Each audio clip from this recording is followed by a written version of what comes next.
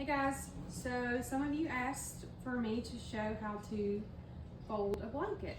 So I'm going to do that first, and then there's going to be a video to come on how I fold my sheets.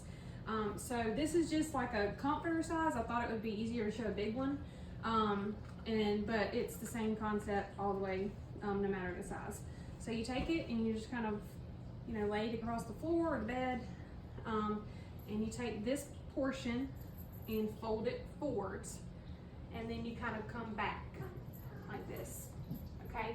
And then you take this piece and you grab it and flip it over, and then keep this at the bottom so you still have it, your fingers here holding it. Then you take this side, flip it this way, and then just kind of the best you can. And then take this side and do the same here. Then you have some sort of little, pouch here. So at that point, I then will fold here, and then I take this and tuck it in. And when you tuck it into this little pouch, it then makes a very clean, tight, square fold here.